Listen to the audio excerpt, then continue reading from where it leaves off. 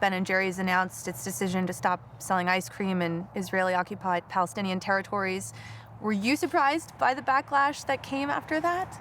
No, I wasn't surprised. And yet when it happens, it's still painful. You have some loyal customers who think that the move is anti-Semitic. Yeah, you're both Jewish men. How did it feel personally to be wrapped up in accusations of being anti-Semitic? Totally fine. For some reason, I think Jerry's answer is going to be different. It's absurd. I mean, no. I mean, what? I'm anti-Jewish? I mean, I'm a Jew. Well, my family is Jewish. My friends are Jewish. I mean, I understand people being upset. It's a very emotional issue for a lot of people, and I totally understand it. It's a very painful issue for a lot of people. Can you help me understand why this decision came now? This conflict has been going on for years. we're always in favor of a two-state solution. The policy of the Israeli government has been to endorse these settlements in the occupied territories that keep on making it harder and harder to actually have a two-state solution. In what way do you both feel that, withholding money or taking money from somewhere is a way to hold someone accountable? Well, in terms of Israel, I don't view it as withholding money. It's just saying we don't want our ice cream sold in the occupied territories. Right. But that affects the economy to an extent. Not much. I mean, it's a drop in the bucket. So then is that really a big stand? It's not a financial stance. It's a policy stance. Ben & Jerry's publicly supported Occupy Wall Street, Black Lives Matter, but over the years, the company continues to sell more ice cream and thrive. But there's also new reporting that shows that states are taking financial action. Arizona is divesting over $140 million in Unilever stock. New Jersey, $180 million. Do you care about that?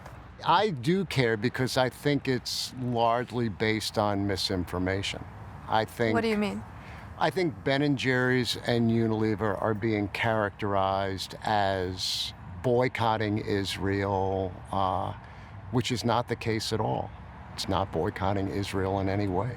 If you disagree with the Israeli government policy, why not just stop sales completely? Well, I disagree with the U.S. policy.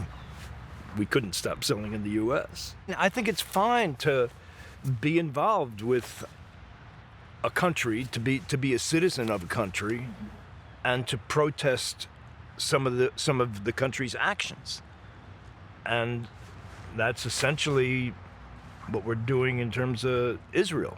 We hugely support Israel's right to exist, but we are against a particular policy. You guys are big proponents of voting rights. Why do you still sell ice cream in Georgia? Texas, abortion bans. Why are you still selling there?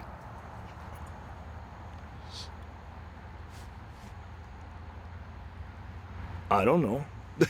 I mean, it's an interesting question. I don't know what that would accomplish. We're working on those issues of voting rights and.